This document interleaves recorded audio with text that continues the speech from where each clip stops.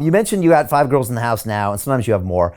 You mentioned the dynamic of the harem, and the harem is one of your chapters in the book. But like you said, it's a little tricky, and I was wondering if you could give us a little bit of insight. Not that anybody watching this is ever going to have the high-quality problem of the harem, but you mentioned you got to kind of fuck each girl. You got to worry about the dynamic. Maybe you choose not to have the bottom girl or the main girl, but like, what are some of the things you got to do to keep everybody happy? So, yeah, I mean, this is the whole fucking science behind this, and there wasn't like really a fucking manual for me to read, so I had to kind of figure this out on my own. Basically, you need to have like, it depends. Like if you're on a, let's take a trip, for instance. You're on a trip. You need to have 2 to 3 girls that you've already fucked that are stoked on you, that are hot. That needs to be your base, right? Because when I go on trips with and then you need a bunch of new hot girls. Right. So what I do is I go and I focus on the girls that I know, and I hook up with the girls that I know, and I don't really pay attention to the hot girls that much. I don't hit on them ever. I don't like try and fuck them, none of it. And they see these other hot girls that are super into me, and then the girls end up talking and whatever, and then the girls end up wanting to fuck me, or some I don't hook up with. There's definitely trips where, I mean, I don't fuck every girl on every trip, that's for fucking sure, but like you definitely definitely end up hooking up with the new ones. I mean, but you do it because they want to fuck you. And if you go out on a trip, like even if you have 8 or 9 girls, if you're like trying to fuck a bunch of girls, and then one girl rejects you, and then another girl rejects you, now all of a sudden it's like, oh, like, he tried to fuck me and I rejected him. And then like for a lot of these girls, that's like a feather in their cap. I can't tell you how many girls when I was hanging out with Bieber were, or like that knew him too, that would be like, oh yeah, he tried to fuck me and I said no. And it's like, bitch, shut up, like, but that was like, to them, that was so cool, Isn't that crazy? And a lot of them just make it up too. Like, they're like, I remember one time, like I texted a girl like WYD, and she's like, oh, Dan tried to fuck me. And the girl's like, oh, really? What did he do? And she's like, oh, he texted me last night. Like, she's like, oh, what did he text? And she's like, oh, he asked me what I was doing. And then she's like, what else? And what happened? And she's like, oh, like I just told him that I was taking a shower and then I was going to bed. And that was hers, like, oh, Dan tried to fuck me and I said no. It's like so crazy. But like that's literally what they'll take, is like, and they'll run with that, and then they'll tell everybody. But so anyways, so by doing it the way I do it, which is I focus on the girls that I have been dating or whatever, then when the new ones want to hook up, I mean, listen, you stick a chick on a fucking deserted island for long enough and she's fucking drinking, she's gonna want to have sex, and it's like if you're the only guy there to have sex, like, and other girls want to have sex with you and you're validated and the fame doesn't hurt and all the other rest of this fucking shit, like they're going to want to fuck you. It's just like, it's human nature, it's, so I just, that's how the group dynamics usually work on a trip. You can't have too many girls that you've hooked up with. Like, I say 3 is good because, or you could do 1 and a ton of new ones and then just really just kind of focus on the 1. But the problem is then you give that 1 a lot of power, because then the girls like are worried about offending her if they fuck you. And, and then she tells all the girls like, oh, like, we're dating, like, I really like him, like, don't hook up with him. And then the girls like try and like form bonds with the other girls to cock block you. So anyway, so like I could go on and on and on about this shit, but the fucking, the point is 3 girls is good, because then if you're hooking up with 1 girl, then, if you take 2 and you're fucking 1, then the other one's just like sitting on her ass, like, like whatever. But if it's 3, then you can, hook up with 1, the other 2 are hanging out, whatever, like people don't notice. And if you have a bunch of girls, girls will come, sneak into your fucking room and you'll bang them, nobody even knows. Like, and so I'm getting a ton of pussy, and a lot of these girls don't even like realize it. So, hey, do you want to profit from crypto? Then join my DeFi Academy. The Crypto DeFi Academy will help you create generational wealth. But don't take my word for it.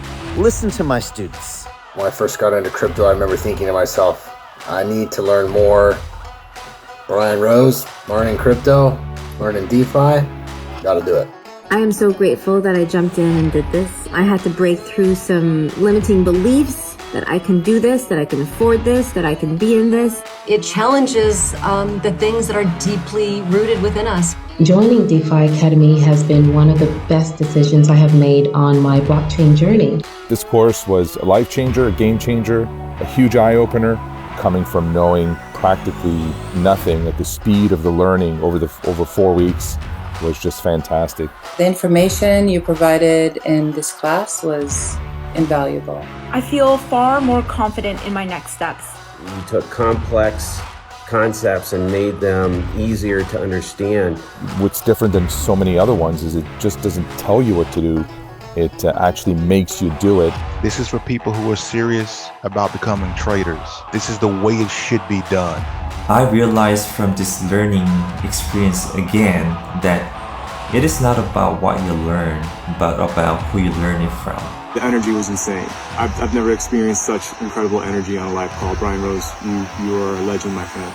It's the only thing in the market where you can get all information and learn everything what you need to know. Everything is so clear and so well done, and I am just forever grateful for this program. It made me feel so much more confident about crypto than I did before. I did not anticipate how passionate I was going to become about it. It's also been like a big learning experience for me, not just in the crypto space, but just an overall balance of life. What I've learned is, how to take ownership, of my life in a way that I really hadn't before. Yeah, you can't put a price on that, really. I would recommend it to anybody, top notch. Excellence does not come cheap. So if you want excellence, you gotta pay for it, but it's so worth it. Pull the trigger. That's what this course is about. You're not going to regret it, really. It's amazing. Thank you, Brian and team. So what are you waiting for? Crypto is happening now. Click the link below, submit your application, and let me mentor you on how to create generational wealth and build the decentralized financial infrastructure of the future.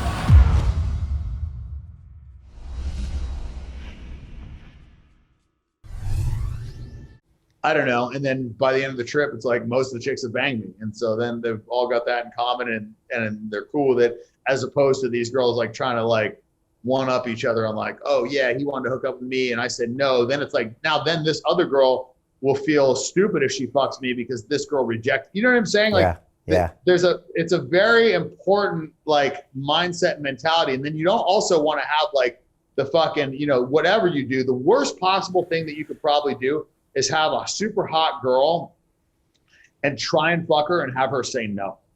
Because then she'll tell everybody and then she'll set the precedent and she's the fucking hot girl and people want to be like her and blah, blah, blah. So there's like a lot of like do's and don'ts. A lot of ways you could really shoot yourself in the foot.